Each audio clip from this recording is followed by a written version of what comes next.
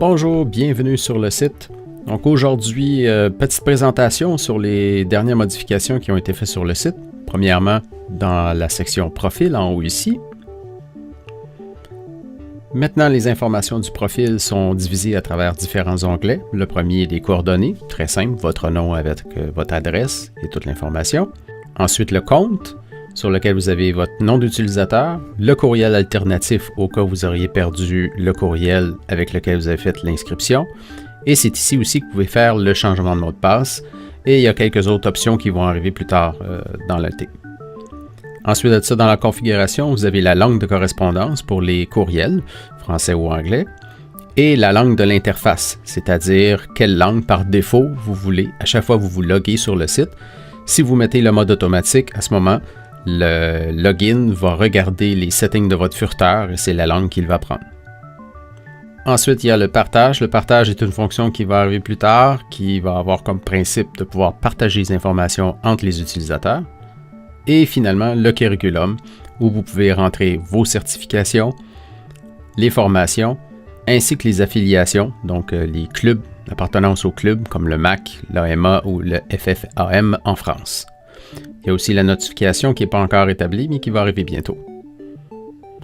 L'autre gros changement, ce sont les étiquettes. Donc, si on se rend dans l'inventaire au niveau des appareils, on va dans la section étiquettes. Maintenant, on a deux types d'étiquettes. Le premier, détaillé, qui ressemble beaucoup à l'ancienne étiquette. Par contre, nous avons enlevé quelques informations pour la remplacer par les numéros d'affiliation et aussi par le C-number et le N-number. Le N-number étant le numéro d'enregistrement pour la FAA aux États-Unis et le C-number dans l'éventualité où le Transport Canada va en demander un aussi. Ensuite, vous avez le poids et le type de batterie que l'équipement utilise. Ensuite, on a un deuxième étiquette qui est une étiquette générique, c'est le même pour tous les appareils. Sur cette étiquette, vous avez plus de l'information générale, c'est-à-dire votre nom, numéro de téléphone, la province et la ville, ainsi que le courriel, et vous avez encore une fois les numéros d'affiliation club et NEC number. Autre changement, et non le moindre, ce sont les localisations. Donc, vous pouvez créer des localisations d'avance que vous allez pouvoir associer à vos vols après. Pour créer une localisation, c'est très simple. Le plus, comme dans toutes les autres sections du site. Donc, on peut cliquer ici pour faire une recherche.